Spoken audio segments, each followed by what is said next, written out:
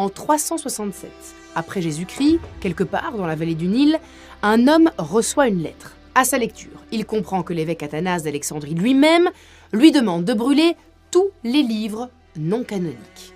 Sauf que cet homme refuse. À la place, il les cache avant de disparaître de l'histoire. Ces livres, ce sont les évangiles que l'Église voulait effacer. Ce qu'il y a à l'intérieur va remettre en cause 2 millénaires de christianisme, et ce que je vais vous raconter est documenté, sourcé, et pourtant, vous ne l'avez peut-être jamais entendu. Des textes qu'on croyait détruits depuis le IVe siècle parce qu'ils révèlent le Jésus qu'on a effacé.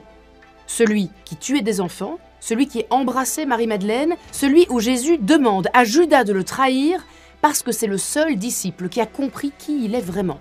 Celui qui a dit que le Dieu de l'Ancien Testament n'était pas le vrai Dieu, tous ces textes ont été écrits dans les 200 premières années du christianisme. Et tous ont été condamnés à disparaître. Parce que quelqu'un, en 367, a décidé que vous ne devriez jamais lire ces textes. Et pendant 15 siècles, il a réussi. Jusqu'au jour où une pioche a heurté une jarre. Décembre 1945. Muhammad Ali al-Saman et Khalifa, 2 frères paysans, marchent au pied du Jabal al-Tarif, une falaise qui surplombe Nag Hammadi, une petite ville du sud de l'Égypte. Le massif descend abruptement vers le Nil et ses flancs sont creusés de grottes qui abritent d'anciens tombeaux.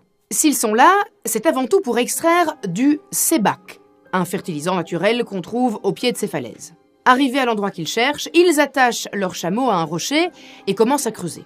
Mais rapidement, la pioche de Muhammad Ali tape dans quelque chose de dur. Il dégage la terre autour et sous la surface apparaît une jarre en terre cuite, scellée. Il ne sait pas encore qu'elle est là depuis plus de 15 siècles. Muhammad Ali n'ose pas l'ouvrir tout de suite, et pour cause, la tradition dit qu'une jarre enterrée pourrait bien contenir un djinn. L'ouvrir, c'est risquer de le libérer. I thought there might be an evil spirit inside, a jinni. I had never seen anything like it before. Mais en même temps, cette jarre peut aussi contenir de l'or. La tentation était plus forte que la peur, alors il la casse. À l'intérieur, il n'y a pas d'or, pas de djinn non plus, mais des codex, donc des pages de papyrus cousues ensemble et protégées par des couvertures de cuir. Ils en sortent 1, puis 2, puis 3. Au total, il y en a 13, dont les pages sont couvertes d'une écriture fine. C'est du copte, la dernière forme de la langue des chrétiens d'Égypte. Ils tiennent entre leurs mains 52 textes en tout. Des livres entiers qu'on croyait perdus depuis plus de 15 siècles. Il ne le sait pas encore, mais Muhammad Ali vient de retrouver la bibliothèque chrétienne la plus importante des 2000 dernières années. Alors sans attendre, il ramène tout au village, il dépose les livres dans la paille, à côté du four, et là, personne ne sait encore ce qu'ils ont entre les mains. Pour eux, ce ne sont que de vieux livres étranges trouvés dans une jarre. Muhammad Ali vit dans une famille très pauvre. Quand le soir venu, sa mère rentre à la maison, elle voit cette pile de livres posée là, au milieu de la paille. Et tout ce qu'elle voit, elle, c'est du vieux papier sec jauni. Et surtout, parfait pour allumer le feu. Le four est froid, ses enfants ont faim, alors elle fait ce que n'importe quelle mère aurait fait à sa place. It was all just rubbish to us. Yes, my mother did burn some in the bread oven. Elle craque une allumette et en quelques secondes, les flammes engloutissent les pages. Celles qui ont survécu 15 siècles dans le sable, disparaissent en quelques minutes pour faire cuire le dîner. Et à mon avis, dans sa situation, les amis, nous aurions fait pareil. D'autant qu'à ce moment-là, la famille a un problème bien plus urgent que la préservation de vieux livres. Quelques semaines plus tôt, en mai 1945, le père des 2 frères, Ali al-Saman, a été assassiné. Employé comme veilleur de nuit, il était en poste dans la nuit du 7 mai 1945. Il montait la garde sur des équipements d'irrigation appartenant au gouvernement quand Ahmad Ismail, un membre d'un clan rival, s'en est pris à lui. Les 2 hommes se battent et Ali al-Saman tue le maraudeur pendant la bagarre. Ce qu'il faut comprendre, c'est qu'en Haute-Égypte, en 1945, la loi de l'État s'arrête souvent aux portes du village. Les conflits entre familles se règlent sans intermédiaire. Quand un homme de votre clan est tué, c'est à vous de rendre l'appareil. Le lendemain matin, les membres du clan d'Ahmed viennent venger leur homme et assassinent Ali al-Saman. Quand le père est tué, Muhammad Ali et son frère Khalifa décident de le venger à leur tour. Pendant des semaines, ils vont attendre, ils vont guetter le bon moment. Et un soir, enfin, ils trouvent Ahmed Ismail endormi au bord d'un chemin. Ils n'hésitent pas une seule seconde. Ce soir-là, ils saisissent leur pioche et ils lui fracassent le crâne. So it was decided that I should kill his murderer in revenge. I did kill him, and with my knife, I cut out his heart and ate it. Depuis, la police soupçonne la famille. Mais il leur faut des preuves. Alors presque chaque soir, elle fouille la maison des deux frères. Et avec ces vieux livres écrits dans une langue étrange trouvés dans une jarre enterrée, eh bien ils craignent que la police ne les découvre. Si c'est le cas, ils auront encore plus d'ennuis. Alors ils en confient une partie au prêtre du village. C'est un homme respecté et sa maison ne sera jamais fouillée. Le prêtre garde les codex chez lui pendant un certain temps sans qu'on ne sache encore ce qu'ils valent ni ce qu'ils contiennent. Jusqu'à un jour de 1946. Quand son beau-frère, un instituteur chrétien qui voyage entre les villages pour enseigner, passe lui rendre visite. Il voit des livres et reconnaît tout de suite l'écriture. Pas de doute, au Caire, ça pourrait valoir quelque chose. Il décide donc de se renseigner sur ce que ça vaut. Il emmène un codex au Caire et le montre à un médecin passionné de langue copte, George Sobhi. Le praticien comprend tout de suite que ce livre est précieux. Alors dans la foulée, il prévient le département des antiquités égyptiennes. En Égypte, la loi est très claire à ce sujet. Tout objet ancien découvert sur le sol égyptien appartient automatiquement à l'État. Le codex est saisi et officiellement déposé au musée copte du Caire le 4 octobre 1946. Et vous savez ce que la loi égyptienne condamne aussi ? Les gens qui ne sont pas abonnés à cette chaîne. Donc, c'est pas moi qui le dis, hein. Si vous voulez rester l'esprit tranquille, abonnez-vous à cette chaîne. Je sors des histoires incroyables chaque semaine et on vient de lancer la course aux 2 millions d'abonnés, les amis. Pendant ce temps, au village, le reste des livres continue de partir en fumée. La mère de Muhammad Ali puise dans la pile qui reste chaque fois pour alimenter son four. Mais nous sommes dans un petit village. Tout se sait rapidement. Les femmes parlent au puits, les enfants jouent entre les maisons, les voisins se croisent le soir. En quelques jours, la nouvelle fait le tour du village. Les fils d'Ali al-Saman ont rapporté une jarre pleine de vieux livres étranges trouvés dans le désert. Ça n'échappe pas à un opportuniste bien connu dans le village pour ses petites magouilles, un certain Bahij Ali, qui sent tout de suite qu'il peut se faire un petit peu d'argent avec cette vieille paperasse. Il récupère plusieurs codex pour presque rien, quelques cigarettes, un peu de thé, pas grand-chose en apparence, et pourtant suffisant pour convaincre des familles qui vivent avec peu. Il contacte Daki Basta, un petit revendeur qui connaît un peu le marché des antiquités, et ensemble, eh bien, ils vont prendre la route direction le Caire pour voir s'ils peuvent en tirer quelque chose. Sur place, ils finissent par trouver preneur. Phocion Tano, un antiquaire chypriote installé au Caire, comprend immédiatement ce qu'il tient entre les mains. Il achète tout. Quand il apprend qu'il reste des codex au village, il fait ses valises et retourne à Nag Hammadi pour récupérer ce qui reste. Mais le bruit court déjà sur le marché noir et les autorités égyptiennes interviennent rapidement. La collection est saisie. Un seul codex échappe à la saisie, un antiquaire belge d'ailleurs a eu le temps de le faire sortir du pays, et il faudra des années pour que l'ensemble soit réuni, étudié et traduit. Pendant ce temps, au même moment, à 1500 km de là, un autre paysan vient de faire une découverte qui va changer l'histoire pour la deuxième fois en 2 ans. En 1947, un jeune berger bédouin, une quinzaine d'années, du nom de Muhammad Heddib, accompagne son troupeau de chèvres au pied des falaises de Qamran, au bord de la mer Morte. Vous savez comment sont les chèvres, l'une d'entre elles grimpe sur les rochers pour filer, le berger lui lance une pierre pour la faire redescendre, mais au lieu d'entendre le bruit d'une pierre qui heurte le sol, il entend quelque chose se briser. On dirait de la poterie. Alors il grimpe jusqu'à l'ouverture, entre dans la grotte et découvre des jarres, des dizaines de jarres.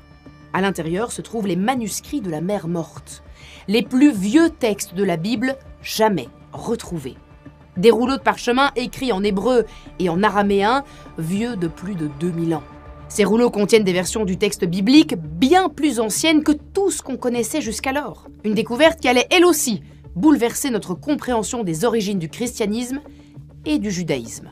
En 2 ans, à 1500 km de distance, 2 paysans illettrés ont mis la main sur les 2 découvertes qui vont réécrire l'histoire des religions pour les siècles à venir. Et c'est loin d'être terminé, puisque dans les années 1970, toujours dans la même région, un autre manuscrit refait surface sur le marché noir. Le Codex Tchakos, dont je vous reparlerai d'ici quelques minutes. Ces 2 paysans n'ont donc pas juste retrouvé de vieux papiers, ils ont retrouvé la preuve qu'un homme en 367 a ordonné leur destruction. Et vous savez quoi ? Eh bien, on a sa lettre.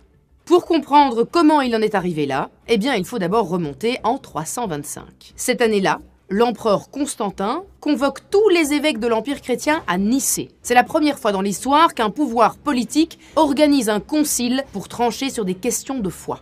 Des centaines d'évêques sont là, dont certains portent encore les cicatrices de la grande persécution pendant laquelle ils ont vu leurs églises rasées, leurs bibles brûlées et leurs frères jetés aux bêtes. Et voilà qu'à peine 14 ans plus tard, ils se retrouvent invités par un empereur qui vient de légaliser leur religion. L'enjeu est énorme. Il y a urgence parce qu'un évêque d'Alexandrie nommé Arius est en train de diviser l'Église de l'intérieur. Il raconte, à qui veut l'entendre, que Jésus a été créé par le Père, qu'il est exceptionnel certes, mais inférieur à Dieu. Cette idée se répand comme une traînée de poudre. Elle divise les communautés, provoque des émeutes dans les rues d'Alexandrie, et pour Constantin, c'est un problème. Une Église divisée fragilise l'Empire. Celui qui défend cette position avec le plus de force, c'est un jeune diacre d'Alexandrie. Il s'appelle Athanase. Et le concile lui donne raison. Jésus n'est pas une version améliorée de Dieu. Il est Dieu à 100%, de la même nature que le Père. Sauf que pour Athanase, cette victoire ne dure pas. Le concile a tranché, mais ses ennemis sont puissants. Pendant les 40 années qui suivent, Athanase va être exilé 5 fois. Il va être chassé de son siège, pourchassé, contraint de se cacher dans le désert pendant des années. Il est l'ennemi public numéro 1 de l'Église officielle. Et puis en 367, eh bien tout bascule. Athanase est devenu patriarche d'Alexandrie. C'est lui qui tient le pouvoir. L'ancien hérétique devient finalement le grand inquisiteur. Chaque année, comme le veut la tradition, le patriarche envoie à toutes les églises d'Égypte une lettre festale. C'est une circulaire qui annonce la date de Pâques pour l'année à venir. Les moines l'attendent comme tous les ans, ça n'a rien d'extraordinaire, sauf que cette année-là, Athanase glisse autre chose dedans. Une liste d'exactement 27 livres qu'on appelle aujourd'hui le Nouveau Testament. Et il est très clair sur ce qui doit arriver au reste. Il faut le détruire. Le mot qu'il utilise, c'est apocrypha. En grec, apo veut dire loin de, kryphos veut dire caché. Il écrit, mot pour mot. Je crains que des gens simples ne commencent à lire dans les livres apocryphes, abusés par le nom des livres vrais. Cette année-là, un seul homme, grâce à une seule lettre, va décider pour des millions de chrétiens qui ne sauront jamais qu'il y avait eu un choix. Les moines de Pacôme, qui gèrent les monastères de la vallée du Nil, reçoivent cet ordre. Et imaginez un peu ce que ça veut dire. Vous avez passé des années à copier ces textes à la main, à les lire, à les vénérer, et puis, un matin, une lettre arrive, et elle vous dit que tout ce que vous avez recopié toute votre vie doit disparaître. La plupart obéissent et brûlent le travail de plusieurs générations. Mais pas tous. Un moine se rebelle. Il rassemble les textes, les glisse dans une grande jarre en terre cuite, la scelle et creuse un trou au pied du Shabbat al-Tarif, près de Nag Hammadi. Il les enterre avant de disparaître à jamais de l'histoire, dans le seul murmure d'une prière. C'est lui, l'homme dont on a parlé au début, celui qui a sauvé ce qu'il croyait devoir être sauvé, contre l'ordre d'un seul homme qui avait décidé de ce que serait la vérité, la seule. Si vous êtes catholique, protestant, si vous avez grandi dans une famille chrétienne quelle qu'elle soit, vous priez donc avec une Bible dont le contenu a été imposé par cette lettre. Une lettre de Pâques rédigée en 367 par un seul homme sans que personne ne donne son avis. Mais alors, que contenaient ces livres pour qu'on veuille à ce point s'en débarrasser? La réponse, eh bien, elle commence par un Jésus que personne aujourd'hui ne reconnaîtrait. Un Jésus enfant qui tue. Dans les 4 évangiles qu'on a gardés, l'enfance de Jésus tient en quelques lignes seulement. Matthieu, Marc et Jean ne s'y attardent pas du tout. Il commence directement par son baptême à 30 ans. Seul Luc raconte un épisode. À 12 ans, Jésus se retrouve au temple de Jérusalem en train de discuter avec les docteurs de la loi. C'est tout. Entre sa naissance et son baptême, eh bien, il ne se passe rien. Sauf qu'au IIe siècle, des chrétiens ont voulu combler ce vide. Ils ont écrit un évangile qui raconte ce que Jésus faisait entre ses 5 ans et ses 12 ans. Ce texte a été lu, recopié, vénéré pendant des siècles dans des communautés chrétiennes entières. On l'appelle l'évangile de l'enfance selon Thomas. Dans cet évangile, Jésus a 5 ans. Il joue près d'un ruisseau et fabrique un petit oiseau dans l'argile mouillée quand un enfant s'approche et le dérange. Irrité, Jésus se retourne vers lui et le maudit. « Tu n'achèveras pas ton chemin. » L'enfant meurt aussitôt sur place. Un peu plus loin, un professeur du nom de Zaché vient voir Joseph et lui propose d'enseigner l'alphabet à Jésus comme on le faisait avec tous les enfants de son âge. Joseph accepte. Le professeur commence normalement. Il lui demande de dire « alpha », la première lettre de l'alphabet grec. Jésus répond, mais il se lance alors dans une longue explication philosophique sur la lettre, sa forme, son sens le plus profond, sa signification cachée. Il parle avec une autorité qui laisse le professeur sans voix. Stupéfait, il finit par crier « Cet enfant n'est pas né d'une femme, c'est un être divin ». Et puis un voisin se plaint auprès de Joseph et Marie. Il leur dit que Jésus est dangereux, qu'il fait périr les enfants du village. Jésus n'est pas loin et il entend. Alors il court vers l'homme et d'un geste simple, il le rend aveugle instantanément. Marie et Joseph sont terrifiés par leur propre fils. Ils sont dépassés, ils ont peur de lui. Leur enfant possède un pouvoir qu'ils ne peuvent pas contrôler et ils ont conscience qu'ils ne peuvent pas le punir comme un enfant ordinaire. C'est ça, le véritable évangile de l'enfance selon Thomas. Un enfant tout-puissant, colérique, parfois vengeur, incapable de maîtriser sa colère. On est vraiment très loin de l'image qu'on a de lui, sagement installé dans sa crèche de Noël. Et ce Jésus-là, Athanase a décidé qu'il devait disparaître, sauf qu'il n'a pas complètement disparu, parce qu'il reste dans un autre livre. Un livre qu'Athanase n'avait aucun pouvoir d'interdire, un livre que 2 milliards de personnes lisent encore aujourd'hui. Le Coran. Dans la sourate 3 et la sourate 5, Jésus est décrit en train de fabriquer un oiseau avec de l'argile et de lui donner vie. Ce miracle ne se trouve nulle part dans les évangiles officiels de la Bible. Il n'existe que dans les évangiles apocryphes que l'Église avait condamnés. Et pourtant, il est bien là, au cœur du Coran, lu et récité par 2 milliards de musulmans depuis 14 siècles. Athanase a pourtant réussi à les effacer du christianisme, mais il n'a pas effacé que des textes. Il a effacé des personnes, 2 femmes en particulier.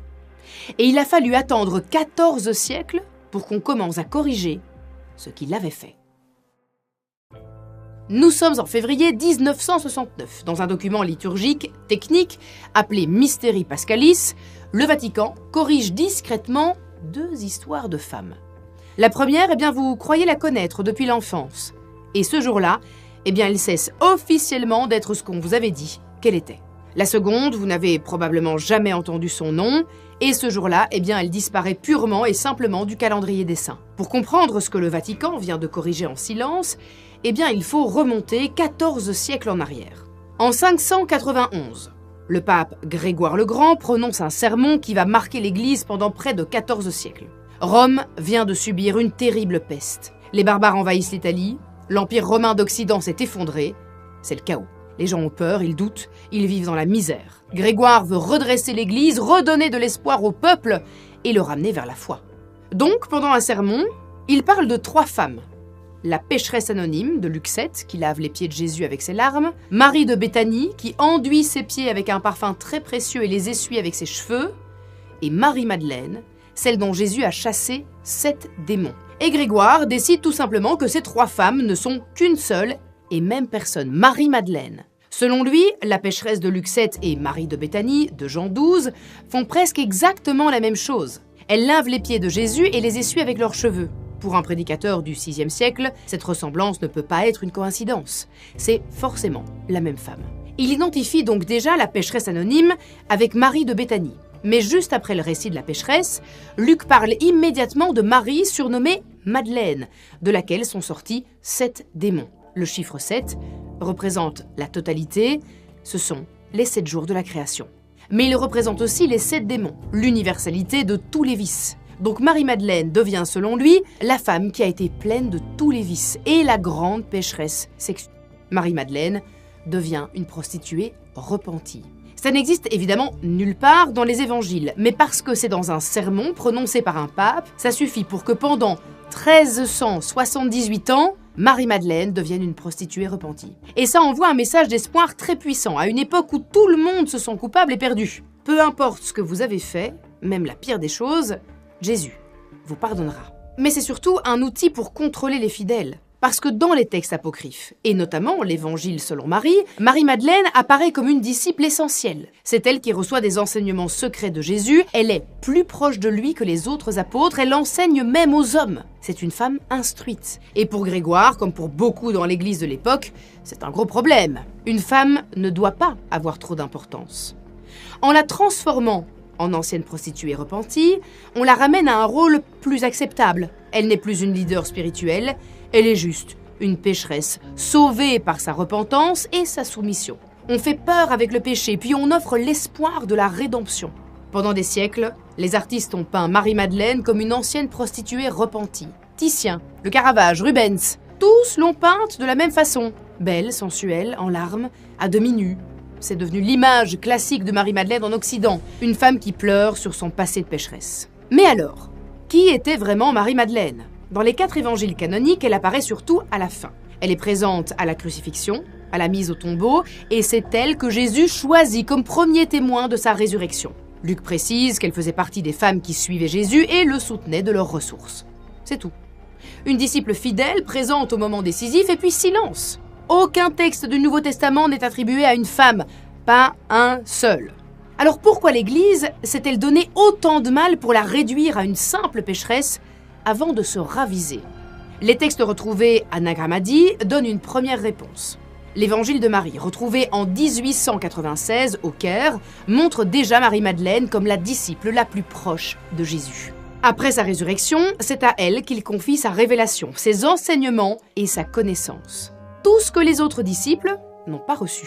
Quand Marie revient et leur raconte cette révélation, Pierre se lève, furieux, il refuse d'écouter et lance « Le Sauveur a-t-il donc parlé en secret à une femme et non ouvertement à nous ? Devons-nous nous retourner et tous l'écouter ? L'a-t-il préféré à nous ?» Lévi, un autre disciple, réagit immédiatement contre Pierre. Il l'accuse d'être colérique et de s'opposer à Marie comme un adversaire. « Pierre, tu as toujours été prompt à la colère. Si le Sauveur l'a jugée digne, qui es-tu pour la rejeter ? Il la connaissait parfaitement. C'est pourquoi il l'a aimée plus que nous. » Ce texte date du IIe siècle.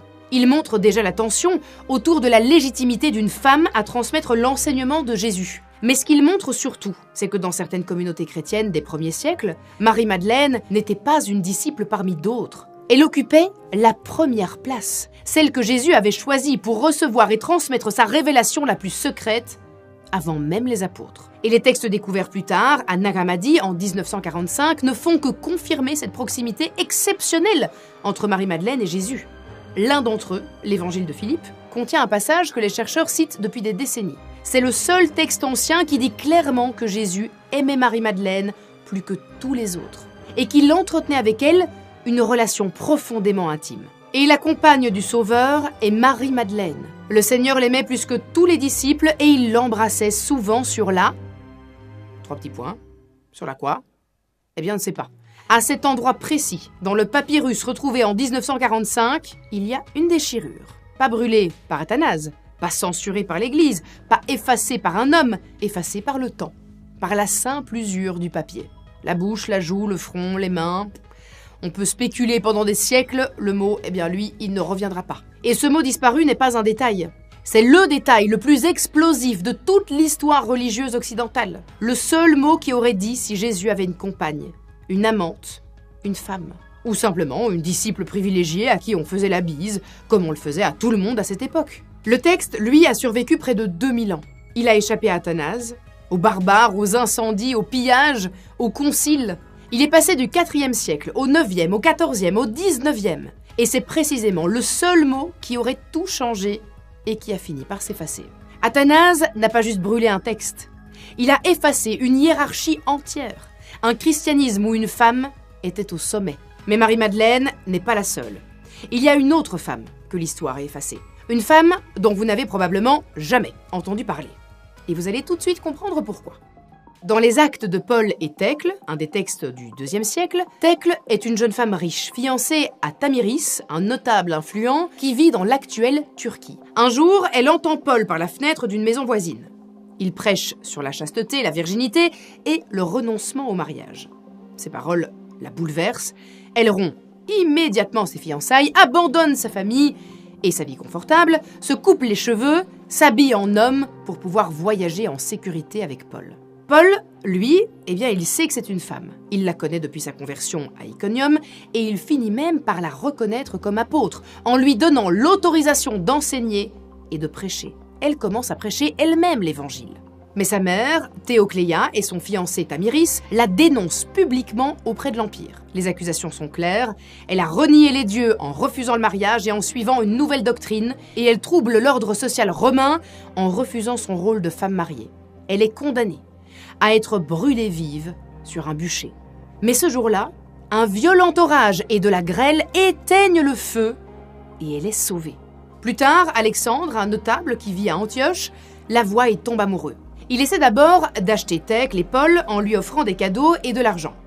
Mais Paul répond qu'il ne la connaît pas et qu'elle ne lui appartient pas. Alexandre décide alors d'attraper Thècle en pleine rue et l'embrasse de force. Pour se défendre, Thècle lui déchire son manteau, lui arrache sa couronne et le jette à terre devant tout le monde. Alexandre, humilié publiquement, la traîne devant le gouverneur et l'accuse d'outrage public. Thècle est condamnée à mort une deuxième fois. Elle est conduite dans une arène remplie de bêtes sauvages. D'abord une lionne, puis un ours, puis d'autres lions et des taureaux. Au milieu de l'arène, une grande fosse remplie d'eau, dans laquelle on a jeté des phoques, qu'on considérait à l'époque comme des mangeurs d'hommes. Convaincue que ce sont ses derniers instants, elle se jette dans l'eau et prononce à haute voix « Au nom de Jésus-Christ, je me baptise pour mon dernier jour ». Alors qu'elle est encore dans l'eau, un éclair tombe du ciel et tue tous les phoques dans la fosse. Une nuée de feu enveloppe Thècle et la protège. Une lionne se jette alors sur les autres bêtes et en tue plusieurs. Les taureaux, eux, font demi-tour, comme si Thècle ne les intéressait plus. Elle sort vivante de tous les supplices. Pour l'Église, bien évidemment, c'est choquant. Une femme qui se baptise elle-même, sans homme, en pleine exécution publique, et qui en sort vivante. Tertullien, vers l'an 200, condamne explicitement cet acte dans son traité de baptismo et s'en sert pour interdire aux femmes d'enseigner ou de baptiser. Et pourtant, malgré Tertullien, malgré l'Église, Thècle devient un modèle. Une femme forte, indépendante, qui choisit sa foi plutôt que le mariage et qui refuse de se soumettre. Son histoire traverse les siècles. On lui dédie des sanctuaires, des femmes prennent son nom, elle finit par être canonisée. Pendant près de 1800 ans, elle a son jour dans le calendrier officiel des saints catholiques. Et puis arrive février 1969 et le Mystery Paschalis, le même document exactement qui retire à Marie-Madeleine son statut officiel de prostituée repentie, raye Thècle du calendrier des saints, du jour au lendemain. Et dans les deux cas, personne n'a jugé utile de l'expliquer au peuple. Mais ce qu'ils ont fait à ces femmes n'est rien à côté de ce qu'ils ont fait à un homme. Un homme qu'on considère depuis 2000 ans comme le traître le plus célèbre de toute l'histoire chrétienne. Et ce n'est pas la dernière révélation. Il en reste deux après lui. Et la plus explosive, eh bien je l'ai gardée pour la fin. Dans les évangiles canoniques, Judas est le trésorier du groupe. Et pourtant, c'est lui qui trahit Jésus pour 30 pièces d'argent, le prix d'un esclave selon la loi juive de l'époque. Les grands prêtres et les anciens du peuple veulent faire arrêter Jésus parce qu'il a purifié le temple, parce qu'il critique ouvertement leur autorité et qu'il se présente comme le Messie, ce qu'ils considèrent comme un blasphème. Ils ont besoin de quelqu'un qui sache où il se trouve la nuit et qui puisse l'identifier discrètement.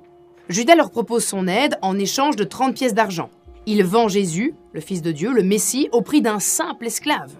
Puis, il met en place un signal. Celui que j'embrasserai, c'est lui, saisissez-le. Après la scène, Jésus emmène ses disciples au jardin de Gethsémani pour prier. Judas, qui avait quitté la scène plus tôt, est allé chez les grands prêtres pour leur proposer de les conduire jusqu'à Jésus. Arrivé près de lui, il s'approche et l'embrasse. C'est à ce moment-là que Jésus est arrêté et livré aux soldats.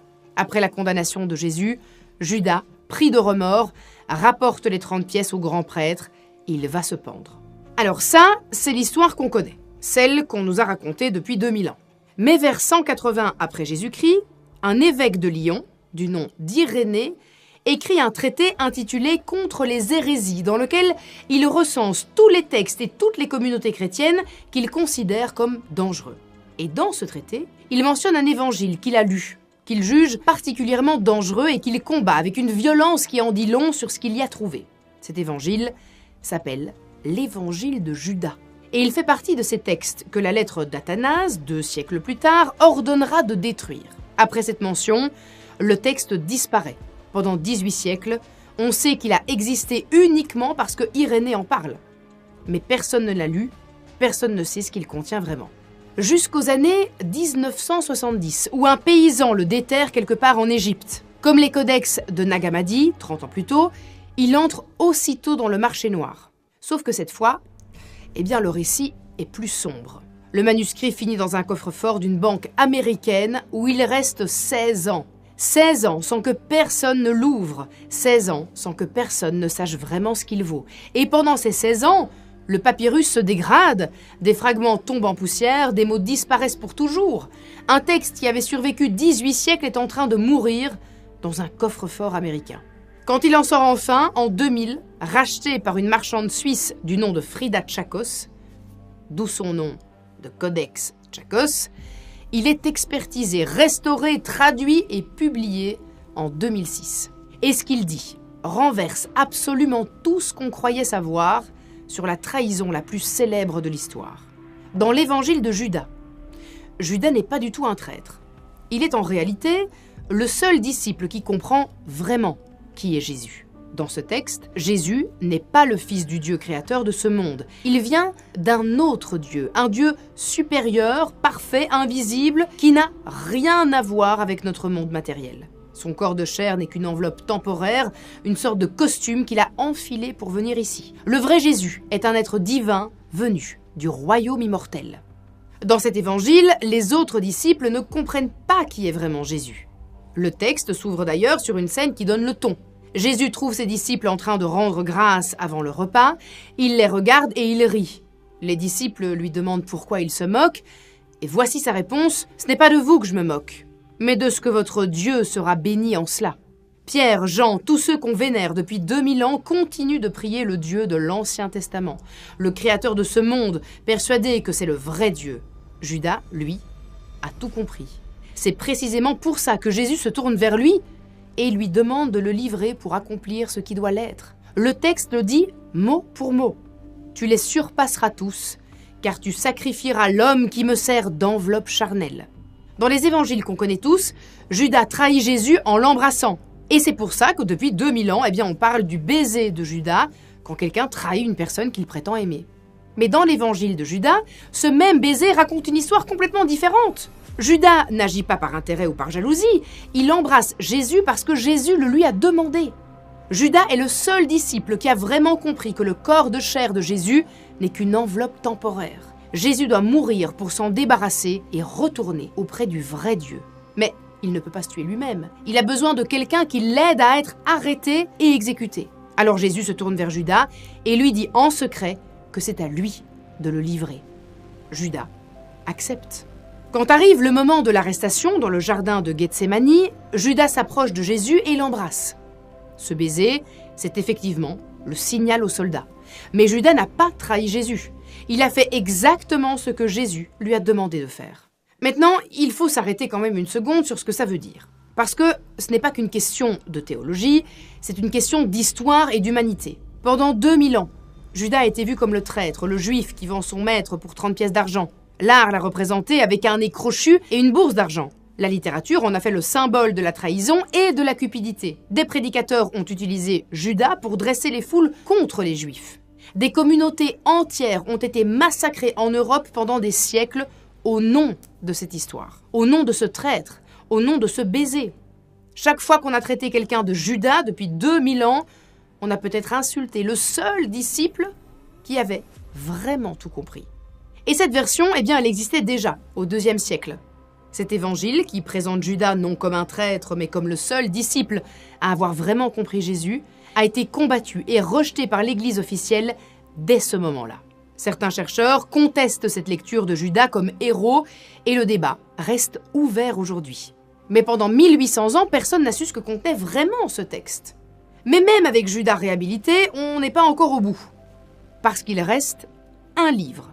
Un livre que la Bible elle-même cite comme source divine et que l'Église a pourtant exclu. Ce livre, c'est le livre d'Hénoch. Et il pose un vrai problème que l'Église n'a jamais réussi à résoudre. Si vous avez une Bible chez vous, ouvrez l'épître de Jude, versets 14 et 15. Jude, qui se présente comme le frère de Jacques, cite explicitement Hénoch comme un prophète qui a annoncé la venue du Seigneur. C'est encore contre eux qu'a prophétisé Hénoch, le 7e patriarche depuis Adam, qui disait « Voici que le Seigneur est venu avec ses saints anges par myriades pour exercer le jugement universel et accuser toutes les âmes pour tous les actes d'impiété qu'elles ont commis. C'est dans la Bible. Et la source de cette citation, ce texte qu'Enoch aurait prononcé, elle vient du livre d'Enoch. Un livre que l'Église a ensuite déclaré non inspiré. Jude est donc bien dans la Bible, Enoch, non. Dans la Bible, Enoch n'existe qu'en quelques mots. La Genèse dit qu'il a vécu 365 ans, qu'il a marché avec Dieu, puis que Dieu l'a pris. Personne ne sait où il est et personne n'explique rien. Et pourtant, il existe un livre entier avec 108 chapitres qui racontent tout ce qu'il a vu, entendu et vécu. Jude cite donc le livre d'Enoch comme si c'était une parole de Dieu et traite Enoch comme un vrai prophète inspiré, exactement comme Isaïe ou Moïse. Mais pour l'Église, le livre d'Enoch n'est pas inspiré par Dieu. Il n'a rien à faire dans la Bible. La même lettre d'Athanase, qui a condamné les évangiles apocryphes en 367, a aussi exclu Enoch. Et là, eh bien, on a un gros problème. Soit Jude s'est trompé en citant Enoch comme une autorité divine, mais dans ce cas, pourquoi Jude est-il resté dans la Bible? Soit Jude avait raison. Mais alors, pourquoi l'Église a-t-elle rejeté Enoch? Les deux ne peuvent pas être vrais en même temps. La Bible se contredit forcément elle-même. Alors qu'est-ce qu'il y a dans ce livre qu'on nous a caché? Et surtout, pourquoi des communautés juives entières l'ont-elles prié pendant des siècles? On a même retrouvé des fragments d'Enoch dans les manuscrits de la Mer Morte, chez les Esséniens, 2 siècles avant la naissance de Jésus. Pour eux, ce n'était pas un livre suspect, c'était la parole de Dieu. Le livre d'Enoch raconte une histoire qui se passe bien avant le déluge. 200 anges, qu'on appelle les veilleurs, descendent sur le mont Hermon, voient les femmes humaines, les désirent et décident de s'accoupler avec elles contre l'ordre de Dieu. Le texte le dit ainsi. Les veilleurs du ciel ont abandonné le ciel très haut, le lieu saint, éternel, et se sont souillés avec des femmes. Il n'y aura pour eux ni paix ni rémission du péché. Dans ces unions naissent les Néphilim, des géants immenses et incontrôlables qui dévastent la terre et dévorent les humains. Pendant ce temps, un des anges rebelles du nom d'Azazel enseigne aux hommes à fabriquer des armes de guerre et aux femmes comment se parer de bijoux et se maquiller pour séduire. Un autre ange, Zamiaza, dirige toute la rébellion. La situation devient incontrôlable et c'est là qu'intervient Dieu. Dans la Genèse, il envoie le déluge pour punir les péchés des hommes. Dans Enoch, la raison est tout autre. Il s'agit d'effacer les Néphilim, de nettoyer la terre de ce que les anges rebelles ont engendré. Les démons, avec leur nom et leur rang, les hiérarchies infernales du Moyen-Âge, les rituels d'exorcisme, les figures d'anges déchus que la culture populaire a rendues célèbres. Tout ça remonte au livre d'Enoch, un texte que l'Église n'a officiellement jamais reconnu. Dans toute la Bible, il n'y a que 2 hommes que Dieu a pris directement sans les laisser mourir. Enoch et le prophète Élie. 2 hommes sur des millions. Et c'est précisément autour d'Enoch qu'on a écrit un livre entier de 108 chapitres. Mais il reste un texte, un seul, celui qu'on garde pour la fin. Parce que lui, il ne remet pas en cause un détail de la foi chrétienne. Il ne réhabilite pas un traître, il n'ajoute pas une femme effacée. Il inverse tout. Et quand je dis tout, je veux dire absolument tout. Y compris qui est Dieu. Pendant les 3 premiers siècles du christianisme, des communautés chrétiennes entières, surtout en Égypte et en Syrie, ont pratiqué une version de la foi qui n'a rien à voir avec celle qu'on connaît aujourd'hui. On les appelle aujourd'hui les gnostiques. Mais eux, à l'époque, se considéraient comme les vrais chrétiens, pas comme une secte. Tous les courants gnostiques n'avaient pas exactement la même vision. Il y avait plusieurs écoles, plusieurs textes, plusieurs cosmologies. Mais l'une des plus radicales, c'est celle d'un texte retrouvé dans la jarre de Nag Hammadi en 1945. L'apocryphe de Jean. Et pour bien mesurer à quel point son contenu est énorme, il faut d'abord se rappeler la version que tout le monde connaît.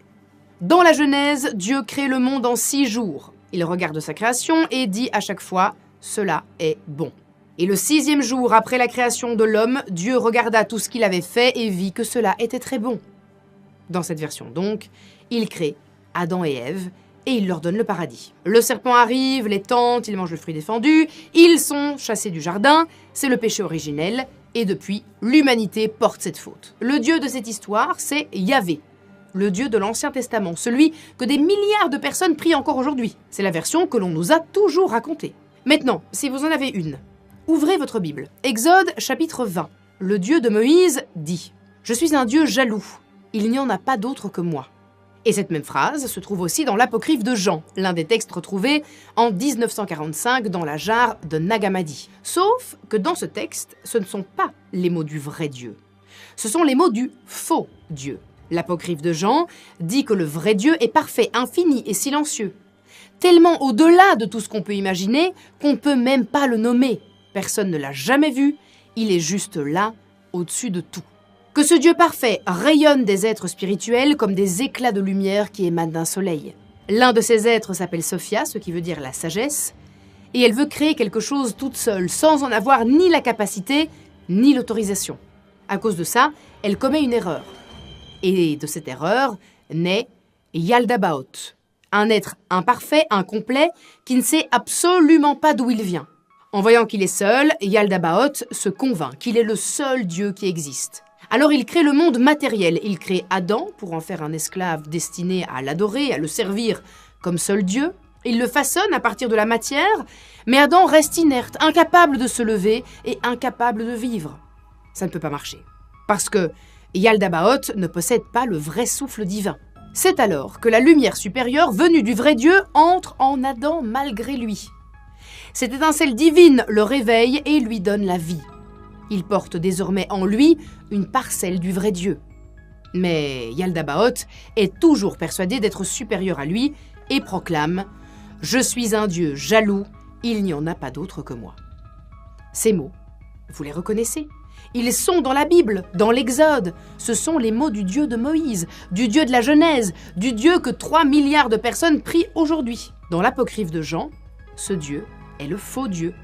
Un être ignorant, né d'une erreur, qui croit régner seul parce qu'il ne sait pas que quelque chose d'infiniment plus grand existe au-dessus de lui. Parce que si ce Dieu-là est le faux Dieu, alors tout s'inverse. Le serpent de la Genèse, celui qu'on vous a appris à craindre depuis l'enfance, celui par qui le péché originel est arrivé. Eh bien dans ce texte, ce serpent n'est pas le méchant de l'histoire. Il est le libérateur. Il apporte à Adam et Ève la connaissance pour les aider à voir au-delà de l'esclavage du faux Dieu. Le péché originel qui pèse sur l'humanité depuis Adam, ce texte dit que c'est un éveil. Et la mission de Jésus, selon ce texte, n'était pas de nous sauver du péché, mais de nous révéler que tout ce qu'on nous avait dit sur Dieu était faux. Si vous êtes croyant, vous êtes probablement mal à l'aise en ce moment, et c'est tout à fait normal. Ce sont vos repères qu'on touche. Pas une histoire lointaine, pas un débat d'érudits, votre foi profonde, celle que vous avez reçue de vos parents, celle que vous transmettez peut-être à vos enfants, celle qui vous a accompagné dans des moments importants de votre vie. Et ce que je viens de vous raconter ne dit pas que cette foi est fausse. Il dit qu'elle a été choisie. Ce que vous venez d'entendre, ce christianisme avec Sophia, Yaldabaoth, le serpent libérateur, ce n'était pas une secte marginale de quelques illuminés. C'était une foi vivante, enseignée et priée pendant 3 siècles. Et puis, en 367, dans une lettre de Pâques, un homme a tranché. Du jour au lendemain, il n'en restait plus qu'une seule version, celle qu'on connaît aujourd'hui. Je ne sais pas ce que ça change pour vous. Personne ne peut le savoir à votre place. Vous pouvez décider que ces textes étaient à juste titre écartés. Vous pouvez décider qu'ils auraient dû être retenus. Vous pouvez décider que ça ne change rien à ce que vous croyez aujourd'hui, et c'est votre droit le plus strict.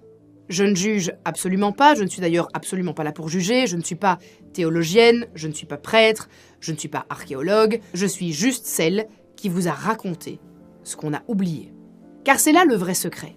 Pas un Jésus qui tue, pas une compagne effacée, pas un traître réhabilité. C'est ce silence. 14 siècles de silence. Et le fait que personne dans ces 14 siècles n'ait jugé bon de vous demander si vous étiez d'accord avec ce silence. En 367, un moine a refusé, il a creusé, il a scellé, il a prié et il a disparu de l'histoire.